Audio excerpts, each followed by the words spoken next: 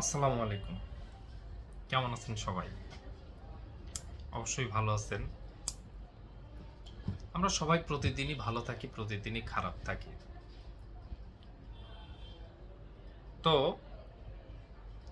ছোট্ট দুইটা বিষয় নিয়ে, দুইটা বিষয়ের পরিপূরক একটু আলোচনা করতে চাচ্ছিলাম। যদি আপনাদের একটু সময় থাকে তাহলে কোনো এক সময় হয়তো 3-4 মিনিটের আলোচনা হতে পারে।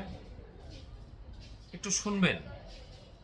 শোনার পরে যদি আপনাদের মনে হয় যে না, কথা ঠিক আছে, যেদিক দিয়ে ঠিকঠাক, ধরেন আপনারা যদি মনে করেন এটা ভুল, ভুল হইলেও যদি আপনারা ভুলকে ঠিক বলেন, মানে ভুল যদি আপনাদের কমন পড়ে তাহলে আপনাদের কাছে তো সেটা ঠিক। সেই হিসাবে আপনারা অবশ্যই আমাকে একটা কমেন্টে সেটার সেটার জন্য একটা সারসংক্ষেপ লিখে দিবেন, যেন আমি বুঝতে পারি যে আসলে আমার ভুলটা কোথায়। যে ব্যাপারে কথা বলতে চাইতেছি, ব্যাপারটা হচ্ছে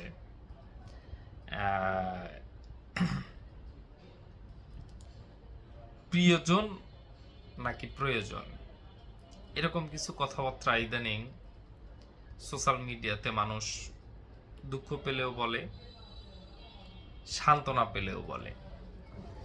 ব্যাপারটা হচ্ছে যে আমার কাছে প্রিয়জন নাকি প্রয়োজন, এটার যদি আমি একটু আলোচনা করি, সেক্ষেত্রে আমার কেন জানি মনে হয় যে মানুষকে আসলে প্রয়োজনেই প্রিয়জন হয়, প্রয়োজন ছাড়া প্রিয়জন হয় না। যেমন প্রত্যেকটা মানুষের শুধু বাবা মা ভাই বা বোন এর বাইরে কিন্তু আত্মীয় স্বজন থাকে, থাকে না যে তা না, থাকে। কিন্তু একটা মানুষের যদি 50 জন আত্মীয় থাকে, মানুষটা কিন্তু 50 জন আত্মীয়র সাথে সুসম্পর্ক রাখে না। এভারেজ 15 জন 20 জন। এখন এই 15 জন 20 জনের মধ্যে ধরেন 10 জন হচ্ছে কম্পালসারি, বাবা মা ভাই বোন এটা রাখতেই হবে। এর পাশাপাশি আত্মীয় স্বজনের মধ্যে যে ওই মার্ক করা কিছু ব্যক্তির, মার্ক করা কিছু লোক মন মতো থাকে। এখন কেন থাকে, প্রশ্নটা হচ্ছে কেন থাকে।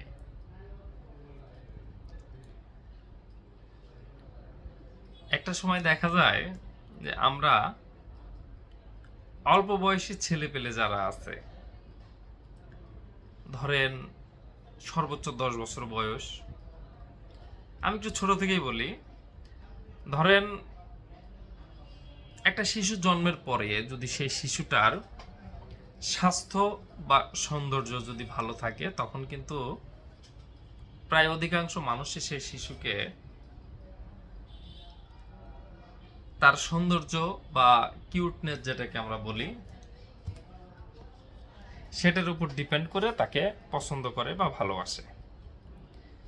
সেই শিশুটি যখন বড় হয় তখন তার মেধা ভালো থাকলে মানুষ তাকে পছন্দ করে। আবার কিছু মানুষ আছে, ওই ছেলেটা যদি খুবই দুষ্টু হয়, তাহলে ধরেন একটা ছেলে খুবই দুষ্টু, তাকে কোন কাজে লাগতে পারে, ধরেন আমার বাড়িতে নারকেল গাছ আছে, সেই ছেলেটা গাছে উঠতে পারে, সেই ছেলেটা যতদিন আমার গাছে উঠতে পারবে, আমার নারকেল বা ডাব পেরে দিতে পারবে, ততদিন আমি তাকে ভালোবাসবো। একটা সময় সে তার কর্মের মধ্যে চলে যাবে, তার কর্মের দক্ষতা অনুযায়ী আমার যদি তাকে প্রয়োজন হয় তাহলে আমি তাকে পছন্দ করব বা তখন আমি তাকে ভালোবাসবো। এখন যদি কোনো কর্মের কারণে সেই শিশুটিকে আমার আর ভালো না লাগে বা সেই বালকটিকে আমার আর ভালো না লাগে, তাহলে কিন্তু আমি তার সাথে আর সম্পর্ক রাখবো না। দেখেন, একই ব্যক্তি যখন তার বয়সের কারণে আমার তাকে ডাব পাড়ার দরকার হয়েছে, তাকে ডাব গাছে উঠাই দিছি, এখন এই ছেলেটাই একটু বড় হওয়ার পরে সে যদি মনে করি যে আমার একটা ক্যাডার দরকার, তাহলে ক্যাডারের দিক থেকে বা আমার সাপোর্টিংয়ের দিক থেকে তার পেশি শক্তি আমার দরকার, সেই জন্য আমি তাকে পেশি শক্তি হিসাবে ভালোবাসতেছি বা তাকে আমি পাশে রাখতেছি। অথবা সেই ছেলে, একই ছেলে কিছুদিন পরে পেশি শক্তির পরে গিয়ে তার মেধা শক্তি এত ভালো যে সেই ছেলেটা বাংলাদেশের যে কোনো আইন অথবা ডাক্তার বলেন, ইঞ্জিনিয়ার বলেন, বা প্রথম শ্রেণীর কোনো কর্মকর্তা বা কর্মচারীর মধ্যে যদি একটা ছেলে যদি থাকে, তখন আমরা তার দক্ষতাকে প্রয়োজন মনে করি, সেই হিসেবে তার আমার প্রয়োজন হয়। যদি আমার তার দক্ষতাকে প্রয়োজন না হয়, তাহলে কিন্তু সে আমার প্রয়োজনও না, প্রিয়জনও না।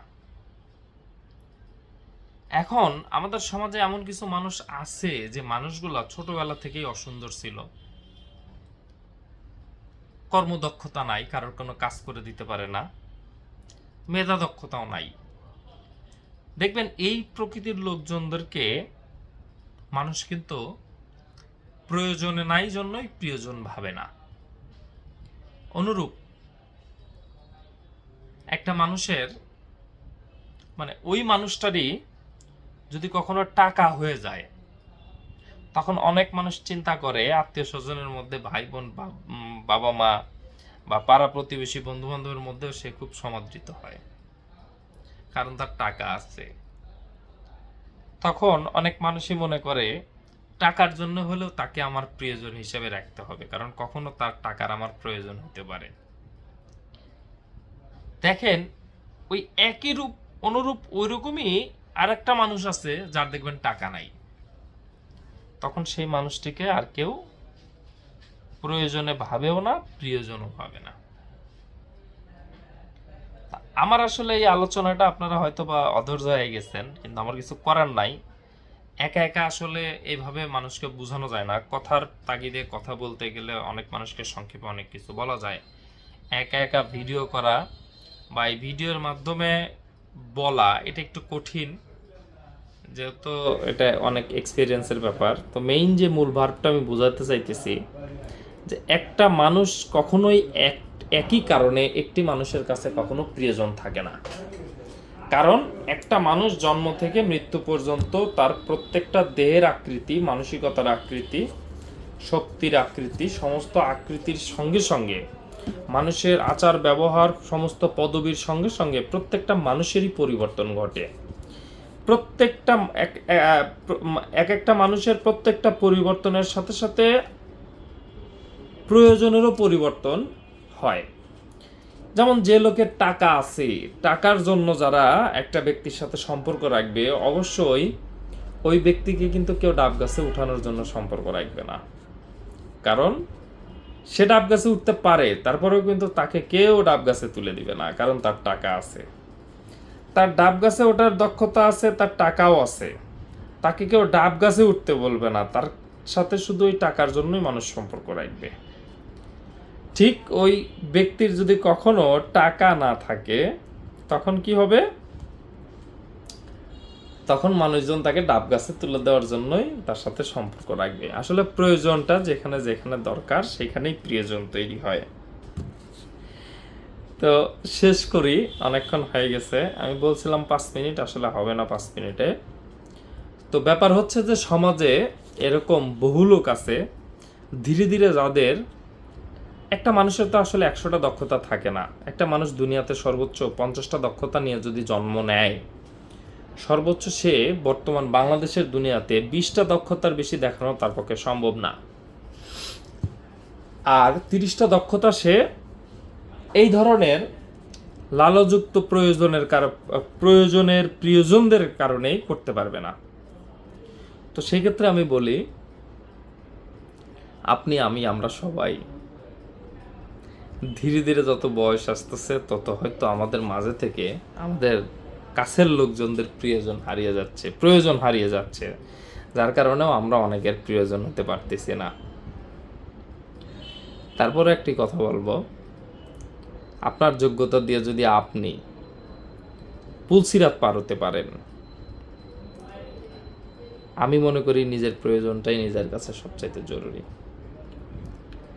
প্রয়োজনে যারা আপনার সাথে মিশবে তারা অনুকূল প্রতিকূল পরিবেশ যে কোনো পরিবেশেই আপনাকে দেখে আপনার উপরে চাহিদা তৈরি করেই তারা আপনার সঙ্গে মিশবে। আপনি নিজের জন্য তৈরি হন, নিজের জন্যই চলতে থাকুন।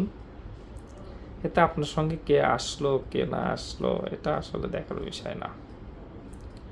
এখন এই আমার কথাগুলো যারা 70 বছর বয়সী লোক বুঝবেন, তারা তাদের অভিজ্ঞতা থেকে নেবেন। যারা 35 বছর বয়সী আছেন তারাও তাদের অভিজ্ঞতা থেকে নেবেন। আর যারা 15-20 বছর বয়সী আছেন তাদের তো এখন অনেক মানুষের প্রয়োজন, তারা এই কথাগুলো বুঝবেন না। যখন 30-35 পার হবেন, অনেক দক্ষতা শেষ করে আসবেন, তখন কাছের লোকজনগুলো কেন আপনাদের এত ভালোবাসতো আগে আর এখন কেন খোঁজখবর নেয় না, সেই জিনিসগুলো বুঝতে পারবেন। যাই হোক, আসসালামু আলাইকুম।